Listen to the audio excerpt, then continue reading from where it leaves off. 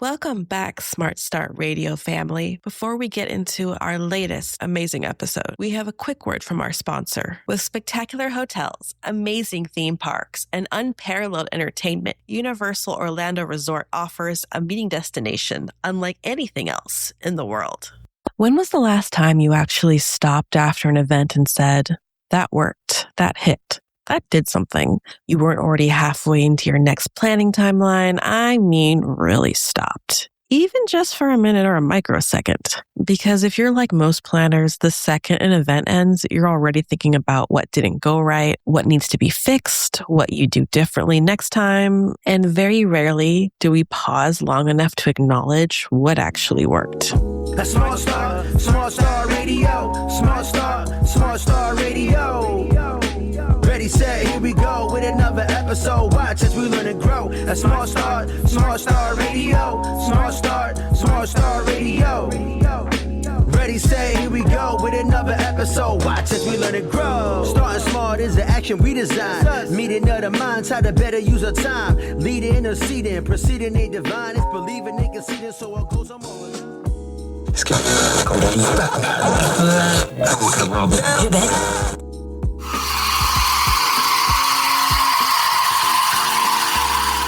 Welcome back, Smart Start Radio family. It is I, Eming Piansay, here for your next coffee chat for the week. And today's conversation is inspired by a story on smartmeetings.com that explores a concept called me o'clock. It's a simple idea. And the more I sat with it, the more I realized how much it applies to how we work in this industry. So let me set this up for you guys. Me o'clock is about intentional reflection, taking time to pause and evaluate what just happened. Not in a rushed debrief, not in a report you're trying to finish quickly, but in a real moment of asking, what did we actually do here? And did it work? Because in events, we move fast. You're planning months out, executing in real time, and then immediately pivoting into the next thing. And somewhere in that cycle, we skip the part where we learn from what just happened. And I'll be honest, I do this all the time too. I produce content. I put it out into the world. I don't really think about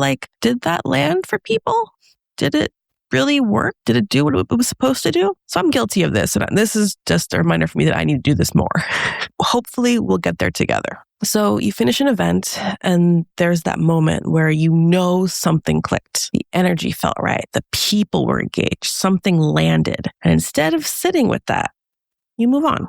You tell yourself you'll come back to it later, but you don't. And then the next event comes around and you're starting from scratch again. So why does this matter? We talk a lot about wellness in this industry. Attendee wellness, mental health, creating space for people to recharge. But this is operational wellness. This is giving yourself and your team the clarity to understand what's worth repeating. Because if you don't identify what worked, you can't build on that. You're just building from zero every time. And that's exhausting in and of itself. So here's one example. Let's say you try something new. Instead of a big open networking session, you break people into smaller groups. You give them prompts. You guide the conversation just a little, and something shifts. People stay longer than expected. They're not looking at their phones. You see conversations continuing after the session ends. That's not just, it went well. That's a signal for you that the format worked. That's something you can repeat, refine, and even use to justify future decisions. Okay, here's example 2. You plan for everything, tech backups, extra staff, contingency timelines.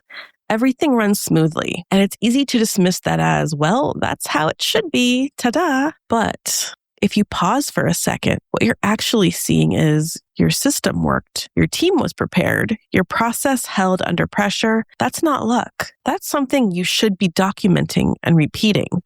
Step and repeat, people. Use it, love it, implement it. Example 3. Sometimes it's not a big structural change. It's something small. You add a quiet space. You adjust the flow of the room. You make signage clearer. I cannot stress how important that is. I have gotten lost because of signage not being there. It should be paramount, honestly. And suddenly, attendees feel more comfortable. They stay longer. They engage more. Those small shifts, that's where some of the biggest improvements actually come from, but only if you notice them. So how do you actually build this into your workflow? Because I know the reality, you don't have time for another long process. So keep it simple. First, schedule it. even 15 minutes. Block it out on your calendar before the event even happens. Make it part of your closeout process, not an afterthought. Second, ask yourself these 3 questions. What was the goal? What could have gone wrong? And what actually worked?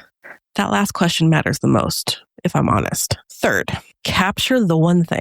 Not a report, not a full breakdown, just one insight you can carry into your next event, because that's how improvement actually compounds over time. Because success in this industry isn't just about doing more. It's about recognizing what worked before you rush into the next and giving yourself just enough space to say, that worked, and let's build on it. I really do hope that this helps you, because building like me time to meal clock time to process what you feel worked best. Because ultimately, when you figure out what works, you can build on that. And building on that means your future events have a backbone to grow from. So hopefully that was helpful for you guys. Thanks for hanging out with me for this coffee chat. And I'll see you guys next time. Bye. A Smart Star Radio, Smart Star Radio. Ready, set, here we go with another episode. Watch as we learn and grow. A Smart Star Radio, Smart Star Radio. Ready, set, here we go with another episode. Watch as we learn and grow. Starting smart is the action we design. Meeting other minds, how to better use our time. Leading, interceding, proceeding, they divine. It's believing, they conceding, so it goes on more. You've been listening to Smart Start Radio, a Smart Meetings production. Interested in being our next guest? Connect with us at editor@smartmeetings.com.